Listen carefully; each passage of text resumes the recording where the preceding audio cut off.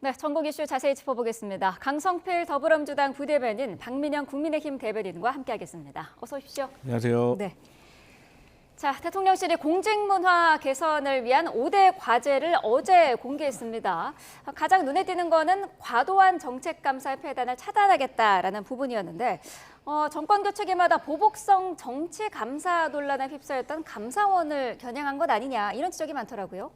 뭐 이제 그렇게 생각하지는 않고요. 일단 기본적으로 이 단체장 출신들은 사실 이 공직문화 개선에 대해서 상당히 관심이 많습니다. 네. 그중에서 가장 핵심적인 단어 하나를 꼽는다고 하면 적극 행정이에요. 그러니까 이제 공직자 같은 경우는 이 전에 사례가 없으면 잘 움직이지 않으려고 해요. 당연히 법에 어긋나면 더 안 하겠지만 법에서 허용이 된다고 하더라도 이 직전에 다른 단체라든지 다른 어떤 행정기관에서 여기에 대한 사례가 없다고 하면 망설이는 것이 일반적인 공무원 문화인 것이거든요. 네. 그런데 이제 선출 중인 단체장들은 어떤 성과를 내려고 하면은 좀 핵심적인 어떤 의제에 대해서 좀 추진력이 있게 좀 행동해 주길 바라는데 이런 것이 항상 조금 부족했던 것을 이재명 대통령께서는 과거 단체장 시절에 많이 느꼈던 것 같아요. 근데 그런 차원에서 공직 문화로 좀 적극적으로 좀 바뀌어보고 또 그러한 과정 속에서 차후에 어떤 정책 감사라는 이 허들에 공직자들이 많이 위축되는 경우가 있어서 이제 그런 것들을 좀 해결하자고 하는 그런 어떤 조직 문화 개선의 일환이라고 보시면 될 것 같습니다. 네, 잘못된 정책에 대해서 면책권을 줘서는 안 될 거다 이런 우려의 목소리도 있어요. 일단 저는 방향 자체는 바람직하다라고 생각을 합니다. 네. 저희가 문재인 정권의 인수인계를 받고 일을 시작하면서 가장 크게 애로사항을 느꼈던 것이 공무원들이 움직이지를 않더라고요. 근데 그게 왜 그러냐면 적폐청산을 명분으로 관료제 내에서까지 정파성에 대한 책임을 물었었습니다. 적폐청산 TF를 부처마다 만들어서 과거 정책들에 대해서 직권남용죄 등 책임을 묻다 보니까 공무원들이 위축될 수밖에 없다라고 하는 거죠. 그래서 공직사회에서 어떤 일을 하고 있는지 서로 간에 뭐 녹음을 한다라고 하든지 아니면 어떤 지시사항을 불이행한다라고 하든지 이런 문제들이 폭넓게 발생을 했었기 때문에 그런 문재인 정권의 과오를 답습하지 않고 조금 반면교사로 삼으려고 하는 그런 태도가 아닌가라고 하는 생각이 기본적으로 들고요. 네. 일단 정권이 늘 책임을 지는 겁니다. 정권이 국민의 선택을 받고 방향성을 제시하고 그 방향성에 따라서 그 가공을 하는 일종의 공정 역할을 하는 것이 관료제라고 하는 측면에서는 관료들에게 직접적인 책임을 묻는 것보다는 이런 식의 방향이 맞다라고 보는데 네. 다만 국회도 많이 바뀌어야죠. 이번에 강선우 후보자 논란으로 보좌질 갑질 문제가 비화가 되긴 했습니다만 사실 국정감사 때 이 국회의원들이 그 관료들을 다루는 모습들을 보면은 거의 검사들이 피고인 다루는 것보다 더 할 때가 있거든요. 이런 네. 측면들도 관료 사회를 위축시키는 하나의 원인이 될 수 있기 때문에 행정뿐만 아니라 입법부도 돌아볼 측면들이 있다라고 보여집니다. 네, 직권남용죄 기준도 강화하기로 했는데 이게 사실 고무줄잣대다라는 지적이 있어온 거잖아요. 네. 직권남용죄라는 게 형법 123조에 이제 규정이 되어 있는 거예요. 네. 그러니까 이제 직권남용 권리행사 방해죄가 이제 풀네임인 건데 이게 막 쉽게 말해서 공무원이 직권을 남용해가지고 어떤 의무에 없는 일을 시켰을 때 이제 처벌을 하는 법안입니다. 근데 사실 이게 이제 2000년대 이전까지는 사실 근거가 조금 애매했습니다. 네. 그러니까 무슨 말이냐면 직권이란 개념도 좀 애매하고 좀 남용이란 개념도 조금 애매하기 때문에 이것을 제한적으로 많이 사용을 해왔습니다. 그런데 이제 뭐 예를 들어서 뭐 이명박 박근혜 정부 이후부터 이 검찰이 이 공갈죄라든지 강요죄라든지 이런 것들이 좀 입증이 어려우면 포괄적으로 직권 남용이라고 적용을 해가지고 어떤 공직자를 좀 처벌하는 그런 사례들이 있어가지고 네. 사실 법조계에서도 학계에서도 이건 안 된다, 잘못된 것이다, 개선이 필요하다라는 요구가 많이 있었기 때문에 이번에는 법령에 근거한 직권이 있어야 되는. 근데 네. 또 법령에 그러면 근거한 직권이라는 것 외에도 포괄적으로 다른 걸 시키면은 그건 어떻게 할 것인가 해서 이러한 어떤 애매모매한 부분 그리고 좀 불합리한 부분에 있어서는 이재명 대통령께서 조금 개선이 필요하다라고 해서 이러한 내용들이 나오고 있는 것 같습니다. 네. 자, 강선호 의원이 여가부 장관 후보자 자리에서 물러난 이후로 정치권 후폭풍은 여전히 이어지고 있는데요. 민주당 내에서도 지금 사퇴에 대한 여러 가지 목소리가 나오고 있습니다. 힘내라, 뭐 응원을 보내는 의원도 있던데 지금 당 전체적인 분위기는 어떤가요? 일단 이제 강선우 후보자가 자진 사퇴를 했잖아요. 네. 그러니까 첫 번째 위로, 두 번째 응원, 세 번째 평가한다. 용기를 낸 거에 대해서. 그래서 결국에 만약에 강선우 후보자가 자진 사퇴하지 않았고 또 대통령실에서도 만약에 임명을 강행하는 상황이 벌어졌다고 하면 사실 지금까지 임기 초반에 이재명 대통령의 높은 지지율 그리고 여러 가지 분야에서 이재명 대통령이 보수 지지층에게도 이번엔 좀 대통령이 좀 다르구나, 일 좀 할 줄 아는 대통령이구나라는 긍정적인 이미지에 사실 좀 상처받을 수도 있는 그런 상황이었는데 어쨌든 그 강선우 후보자가 부족한 점도 있었던 것은 사실이고 하지만 또 억울한 점도 있었을 거라고 생각을 해요. 그럼에도 불구하고 용기를 냈다는 것에 대해서 민주당 구성원들이 나름대로 위로와 응원을 보내고 있다 이렇게 보시면 될 것 같습니다. 네, 위로와 응원을 하고 있다라고 말씀을 하셨는데 국민의힘에서는 어떻게 보고 계실까요? 일단은 뭐 민주당에서는 의미 부여를 하고 싶어 하겠죠. 무슨 구국의 결단이라도 한 것처럼 이렇게 얘기를 많이들 하시는데 제가 봤을 때는 전혀 본질이 그렇지가 않죠. 심지어는 사퇴 선언을 하면서도 보좌진들에게 사과를 하지 않았습니다. 네. 국민들 그리고 이재명 대통령 그리고 당에 대해서 사과를 하겠다라고 이야기를 했어요. 그러면서 아직까지도 보좌진들에 대해서 법적 조치를 하지 않겠다라고 하는 말을 하고 있지 않습니다. 색출을 하겠다라는 거 아니냐 공포를 호소를 하고 있는 상황이고요. 또한 민주당 지도부도 책임이 있죠. 사과를 같이 해야죠. 그러니까 강선우 후보자를 두둔하면서 2차 가이드를 하지 않았습니까? 문진석 의원 같은 경우에는 원래 식구 같은 관계다. 다른 직장 내 갑질과는 다르다라고 하면서 2차 가해를 했고 네. 김병기 원내대표도 그 사람들이 이상한 사람일 수도 있지 않느냐라고 막말을 했는데 이런 지점들에 대해서 사과를 하는 것이 아니라 강선우 후보자가 오히려 좋은 결단을 했다라고 포장을 해주기 시작하면은 사실 인사청문회에서의 위증, 거짓말, 2차가 이런 것들은 문제가 없는 것이 되는 것이냐 이런 문제를 제기하지 않을 수가 없고요. 아직까지도 이 문제는 현재 진행형이다. 저희는 그렇게 보고 있습니다. 네, 지적하신 부분 그 강선우 의원이 직접 보좌진들에 대한 사과의 어떤 그 입장을 밝힌다든지 당 차원에서 입장을 밝힌다든지 그런 부분은 아직 계획이 없을까요? 네, 당 차원에서도 사실 오늘 아침 뭐 조간이라든지 분위기를 보면 네. 민심을 좀 제대로 읽지 못했느냐 여당의 의원들이 지도부가 이제 그런 것에 대한 아쉬움을 표하는 부분들이 많이 있었습니다. 네. 그래서 이 부분에 있어서는 뭐 여당 지도부가 또 나름대로의 어떤 사과라든지 그런 입장을 뭐 표시할 수 있는 충분히 있는 거라고 생각할 수 있고 네. 뭐 어쨌든 강선우 후보자와 관련해 가지고 왜 보좌 직원에게는 직접적인 사과를 하지 않았냐 네. 이런 지적도 있을 수 있다고 저는 생각합니다. 저는 근데 이 인사청문회 전부터 제가 많이 주장했던 건데 저는 강선우 후보자가 뭐 적절한 시기에 그 전직 뭐 2명의 보좌 직원들이 사실 피해 사례에 대해서 증언을 한 거 아니에요. 여기에 대해서는 좀 찾아가서 오해가 있다면 오해를 풀고 또 사과할 부분이 있으면 사과하는 모습을 보여준다면 오히려 저는 이게 강선우 후보자에게 전화위복이 될 수 있는 계기가 될 수 있다. 이 정치 오랫동안 해보면은 지금 당장 졌다고 한 게 또 나중에 보면 이기는 상황인 거고 지금 당장 이긴 것처럼 보이지만 나중에 또 보면 그게 오히려 더 큰 화를 초래할 수도 있는 것이기 때문에 저는 이게 또 오히려 강선우 후보자에게 제2의 기회가 될 수 있다. 이런 위로의 말씀 드립니다. 네, 국민의힘은 강선우 징계 요구안을 제출을 했더라고요. 장관 후보직 사퇴로 끝날 일이 아니다. 의원직까지 사퇴해야 된다. 이런 입장인 거죠. 사실 이 문제가 여가부 장관 후보자로 나와서 비화된 측면이 있습니다만 장관 후보자를 빼고 보더라도 의원으로서 갑질을 했다라고 하는 문제는 변하지가 않는 거죠. 후보자 사퇴를 한 것은 여가부 장관으로서 자격이 없다라고 하는 것을 스스로 인정을 한 것이고 한 발 더 나가서 그렇다라고 하면은 피해 보좌진들이 피해를 본 사건은 없어지는 게 되는 것이냐 그렇지가 않다라고 하는 거죠. 더군다나 강선우 후보자 이런 고압적인 인사청문회에서조차 보좌진들에 대해서 사과 한마디 유감 표명 하나 없고 법적 조치를 하지 않겠다라고 말을 해달라고 하는 야당 의원들의 발언조차 호응하지 않는 그런 모습들을 봤을 때는 저는 앞으로도 계속 비슷한 문제가 불거질 거라고 생각을 하거든요. 또한 지금까지도 이런 자신의 과거 행동들에 대해서 명확하게 잘못했다라고 하는 입장을 밝힌 사실이 없습니다. 그렇다라고 하면은 보좌진들에게 사적 심부름을 시키는 정도는 여전히 용인된다라고 생각을 하는 것이 아닌가 이런 의구심이 드는 것이고요. 그렇다라고 하면은 이것은 충분히 국회의원으로서의 자질 문제로까지 비화될 수가 있고 징계 사안이 될 수가 있다. 저희는 그렇게 보고 있습니다. 네. 박찬대 의원은 강 의원에게 공개적으로 사퇴를 요청을 했었고요. 정청래 의원은 사퇴 이후에 강 의원을 위로하는 글을 올렸습니다. 그러면서 동지란 비가 오면 함께 비를 맞아주는 거라고 쓰기도 했는데 이게 사실상 박찬대 의원을 공격하는 거 아니냐 이렇게 보는 시각도 있어요. 뭐 이제 박찬대 의원도 비 오면 같이 맞아줄 사람이에요. 네. 그렇기 때문에 뭐 그 박찬대 의원을 저격하는 글이라고 저는 생각을 하지 않고 뭐 이제 이런 얘기들이 있더라고요. 뭐 박찬대 의원이 강선우 후보자가 사퇴하기 뭐 17분 전에 뭐 글을 올린 거를 두고 뭐 여러 가지 해석들이 있는데 저는 이런 생각을 해봐서 제가 과거에 뭐 원내대표, 뭐 당대표 이제 비서관 하면서 제가 이 메시지 업무를 해봐서 제가 좀 아는데 저는 17분이라는 이 숫자가 시간이 저는 오히려 증거라고 생각을 해요. 어떤 증거냐? 박찬대 의원이 몰랐을 거예요. 그러니까 뭐 예상을 할 수는 있었겠지만 확실하게 알고 있지는 않았던 것 같아요. 왜냐하면 17분 전에 이 글을 쓰기 전에는 그 전에도 사실 좀 글을 다듬는 어떤 그런 과정이 있을 것이고 또 참모들과도 논의하는 과정들이 있었을 건데 아니 사퇴하는 걸 뻔히 아는데 뭐 굳이 17분 전에 이 글을 올린다는 건 뭐 일종의 확인 사살이 될 수도 있는 건데 그래서 저는 여기에 대해서는 조금 그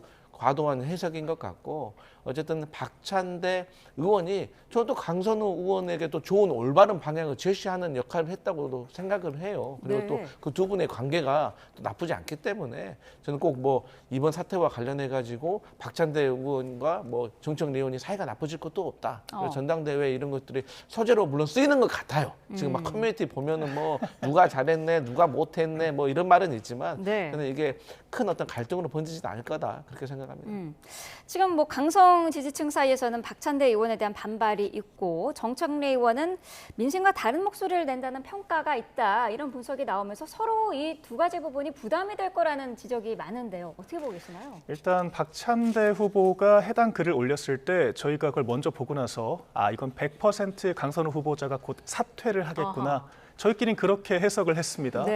실제로 그 이후에 후속 보도들을 보게 되면은 원내 지도부는 물론 대통령실 내에서도 미리 교감이 있었다라고 이야기가 나오기도 했었죠. 그렇기 때문에 오히려 모르는 게 더 이상하다라고 생각을 하고 심지어는 정청래 후보자의 측근들조차도 정청래 후보도 알고 있었는데 얘기를 안 한 것이다라고 얘기를 하고 있잖아요. 그렇기 때문에 정말 몰랐다라고 하는 것은 순진한 생각이라고 저는 보고요. 이런 것들이 박찬대 후보자는 명심을 좀 부각할 만한 계기가 될 수 있다라고 판단을 했던 것 같습니다. 그런데 저희끼리 이제 보수 진영 내에서 이것이 명심 어필용이라고 해석을 하면서도 근데 이게 지지자들에게 어필이 될까라고 하는 의구심이 들었거든요. 왜냐하면 어쨌거나 동지란 표현이 자주 등장을 하는데 이 정당 내에서 동지들에 대해서 먼저 나가라고 등 떠미는 형국이 될 수 있기 때문에 이것이 이재명 대통령과 교감이 있었다라고 하는 해석은 저희끼리 하는 것이고 지지자들이 봤을 때는 박찬대 후보자가 소위 막타를 쳤다라고 볼 수가 있는 거죠. 그렇기 때문에 결과적으로 강선우 후보자 낙마에 책임을 묻게 되는 것이고 그런 측면에서 좀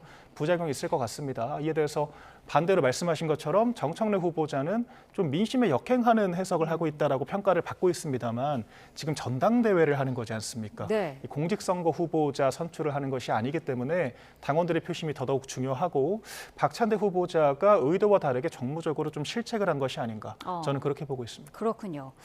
자, 최동석 신임 인사혁신처장에 대한 논란도 파장이 커지고 있습니다. 과거 이제 유튜브 방송, SNS에서 한 발언들이 공개되면서 논란이 되고 있는데 현 대통령실의 인사들과 장관까지 겨냥한 발언들이 나오고 있어요. 어떻게 보고 계시나요? 심각하게 보고 있습니다. 그러니까 이제 유튜브를 하셨던 분들에 대해서 그러니까 이 정치권에서 여야를 막론하고 이제 좀 유튜브 하시는 분들은 좀 고위공직자 하는데 너무 위험한 거 아니냐 이런 우려가 나와요. 왜냐하면 그래서 정치가 좀 부메랑인 것 같습니다. 과거에 국민의 그러니까 윤석열 정부에서 모 장관이 사실 유튜브 활발하게 하셨던 분이거든요. 그러니까 그때 당시 뭐 문재인 전 대통령에 대해서 막 그 안 좋은 소리 하고 뭐 정말 이해할 수 없는 막말하셨던 분도 있었는데 그때 저희가 신랄하게 비판했었거든요. 근데 이제 뭐 최동석 인사혁신처 처장이 뭐 장관급은 아니지만 그럼에도 불구하고 75만 공직자의 인사에 대해서 책임을 지는 수장이 될 수 있는 분이기 때문에 아무래도 이분에 대한 어떤 평소의 어떤 신념이나 철학에 대해서 중요하게 보지 않을 수가 없는 건 사실입니다.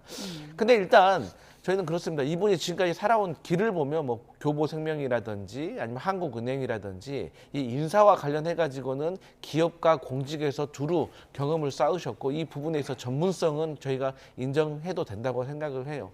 근데 이제 문제는 이 인사혁신처장으로서 그러면 잘 일을 할 수 있냐라는 것이 이제 문제인 건데 그동안의 발언을 봤을 때 지금 좀 불안한 면은 있다라는 것이 제 민주당 내에서도 이런 우려의 목소리가 나오는 것이고 네. 여기에 대해서는 차후 국민들의 조금 여론을 좀 더 수렴하는 조금 과정이 더 필요할 것 같습니다.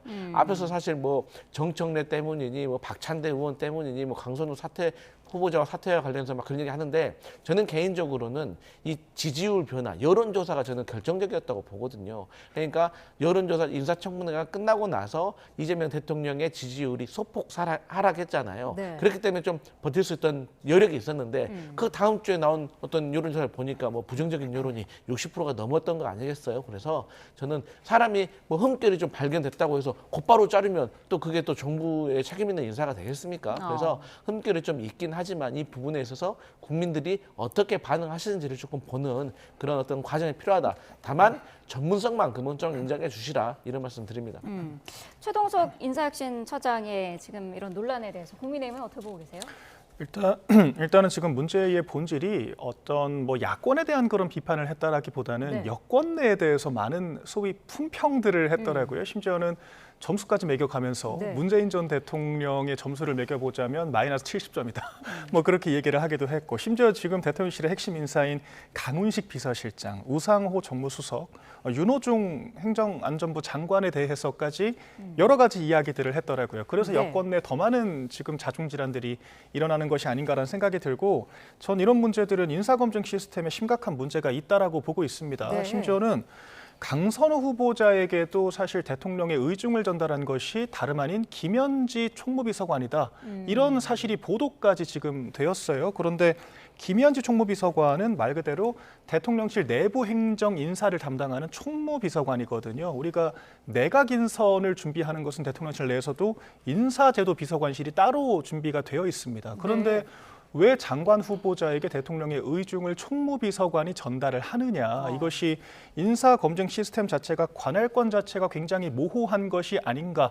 특정 실세들에 의해서 좌지우지되는 것이 아닌가 의구심을 가질 수밖에 없는 그런 지점이고요. 또한 공직기강 비서관실에서 기본적으로 검색해서 나오는 수준의 문제들을 필터링 못했다라고 하는 것은 이 사람을 정말 낙점하고 간 것이 아니고서야 불가능한 가정이라고 저는 생각을 합니다. 이런 것들이 검증 시스템이 전혀 작동하지 않고 있다라고 보는 것이기 때문에 인사위원회를 강화하는 수순이 아니라 이런 식의 좀 실세 정치에 대한 우려, 민주당 내에서조차 표출이 되고 있거든요. 네. 이런 문제들부터 조금 짚어봐야 되지 않을까라는 생각이 듭니다. 네, 어떤 의견이실까요? 근데 이제 첫 번째로 저는 국민님에게 조금 이 요청을 드리고 싶은 게 사실 정상적인 정부와 정부 간의 인수인계가 이루어졌다고 하면 지금 인수위 기간입니다. 최소한 뭐 8월 한 4일까지는 인수위 기간이잖아요. 근데 저희가 인수위도 없이 사실 정권을 이양받아가지고 인사 검증을 하는데 너무나도 애로사항이 많습니다. 인사 시스템이 100점이라고 제가 말씀을 드릴 수가 없어요. 하지만 지금 제가 생각했을 때 이재명 정부의 인사 시스템의 가장 큰 문제는 인력이 부족하다는 거예요. 그러니까 19명의 국무위원 그리고 아시다시피 대통령실에 계셔서 알잖아요. 비서관급만 해도 50명이에요. 그래 뭐 지금 70명, 80명이 되는 인력을 민정수석 인사비서관실에서 10명 정도 인원들이 다 점검을 하는 게 너무 커피 쏟을 만큼 너무 힘들다고 해요. 그런 상황에서 아시잖아요. 저번 주에 제가 출연했던 영상 찾는 것도 힘들거든요. 그런데 유튜브에서 그 사람이 어떤 말을 했는지 일일이 다 찾는다는 것이 물리적으로 힘든 애로사항이 있다. 다만 저희가 계속해서 인수위가 없었습니다. 이런 변명을 하는 게 국민께 송구하기 때문에 이런 말씀을 가급적 안 드리려고 하는데 이런 애로사항이 있다는 것은 저는 국민의힘에서 충분히 알 거라고 생각을 하고 지금 이제 김현지 총무비서관에 관련해가지고 얘기가 좀 나오는데 네. 원래 우리가 공무원 조직도를 보면 이 총무 아래 인사, 행정 뭐 일정이 들어가 있는 거예요. 그렇기 때문에 물론 그 안에 인사라는 또 업무 안에서도 검증을 하는 사람, 추천을 하는 사람, 여러 가지 어떤 절차를 진행하는 사람이 나눠져 있기 때문에 이 김현지 총무비서관이 이 어떤 업무에서 너무 벗어난 사람이 아니라는 점을 말씀드리고 더 큰 거는 아니 국민의힘에서 강선우 후보자 사퇴하라고 막 그렇게 계속 요구했잖아요. 근데 사실 이게 고양이 목에 방울을 누가 다는 거예요. 그러면 예를 들어서 그게 아직 사실로 확인도 되지 않았지만 김현지 총무비서관이 그런 역할을 했다면 아니 국민의힘에서 오히려 또 격려해줘야 되는 거 아닙니까?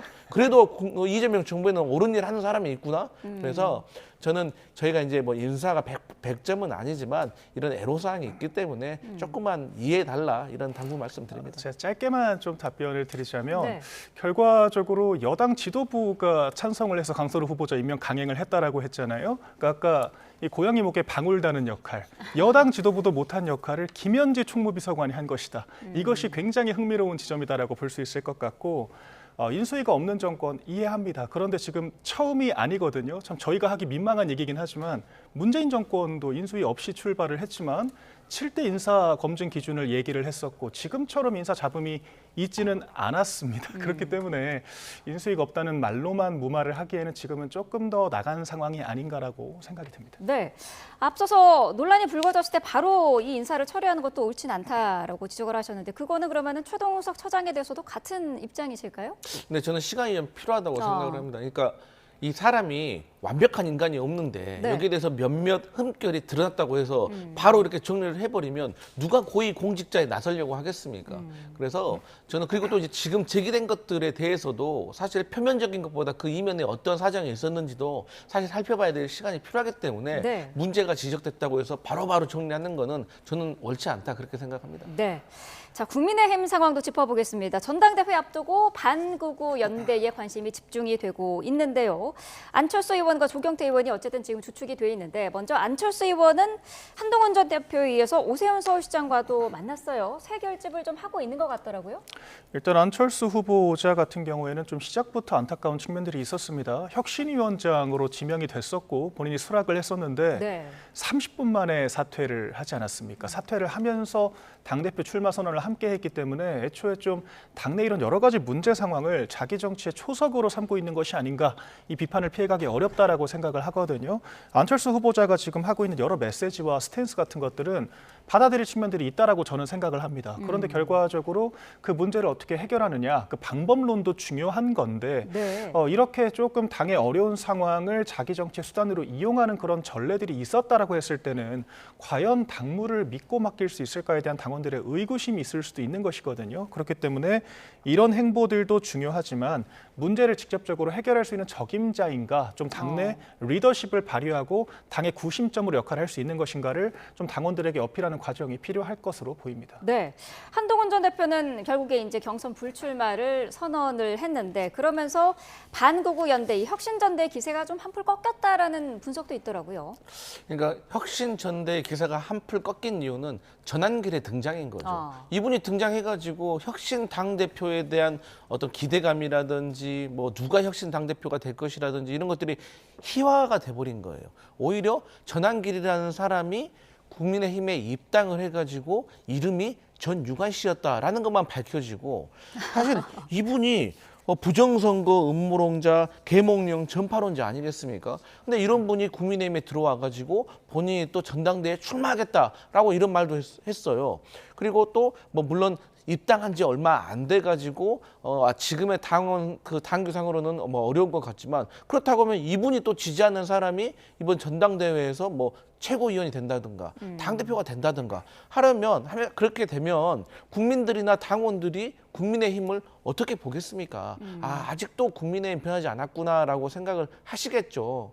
그래서 저는 지금 어쨌든 이 국민의힘의 전당대회에서 혁신 당대표가 되려는 분은 저는 자격이 제일 중요하다고 보는데 네. 이 자격은 두 가지가 있습니다. 첫 번째, 계엄이 잘못됐다고 주구장창 주장을 해온 사람인지 두 번째, 탄핵은 됐어야 된다고 탄핵에 찬성을 했던 사람인지 최소한의 이 두 가지의 조건은 구비되신 분이 저는 국민의힘의 당대표가 돼야 된다고 생각을 하고 그럴 때 국민의힘이 쇄신과 혁신으로 갈 수가 있다. 그런데 지금까지 출마 선언하신 분들 보면은 그런 자격이 있는 분도 있고 그렇지 못한 분도 있다. 이런 말씀 드립니다. 네.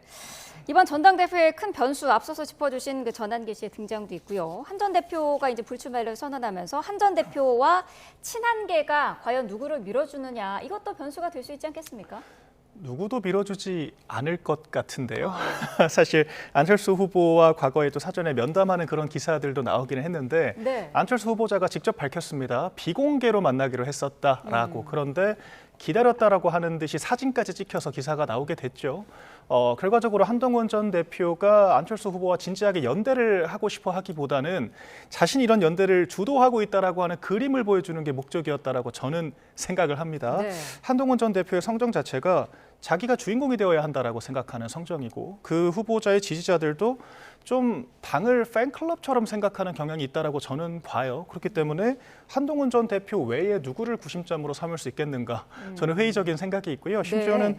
조경태 의원이 출마를 하기는 했고 한동훈 개통이라고 이제 뭐 평가를 받았습니다만 네. 조경태 의원 본인이 이제 그런 말들을 합니다. 오히려 친조계라고 표현하는 것이 적절하지 않느냐. 나는 육선 의원인데 그렇게 이야기할 정도로 친한계 내에서도 많은 잡음들이 들려오고 있고 또한 조경태 의원의 출마조차 한동훈 전 대표와 조율이 되지 않았다라고 하는 말까지 전해지고 있기 때문에 오히려 관망하는 모습을 보여주지 않을까 그런 생각이 듭니다. 네, 어제 공개된 여론조사에서 국민의힘 지지율이 더 떨어졌더라고요. 17%로 나왔던데 어떻게 네. 보고 계시나요?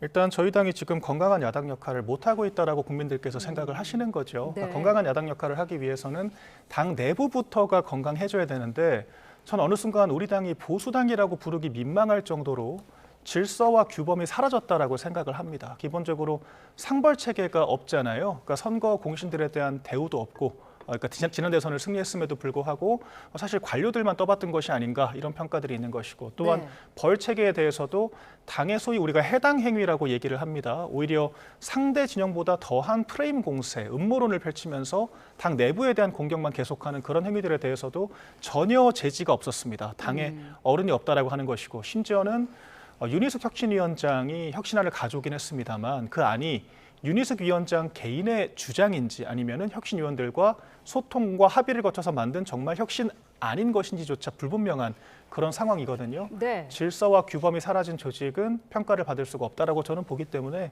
이번 전당대회를 통해 만들어진 새로운 구심점이 좀 당의 그런 상벌 체계 시스템을 재구축하는 데 힘을 쏟아야 되고 그래야 저희 정당이 다시 재건될 수 있을 것이다. 저는 그렇게 보고 있습니다. 네. 네, 정국희 씨 오늘 두 분 말씀은 여기까지 듣도록 하겠습니다. 강성필 더불어민주당 부대변인, 박민영 국민의힘 대변인과 함께했습니다. 고맙습니다.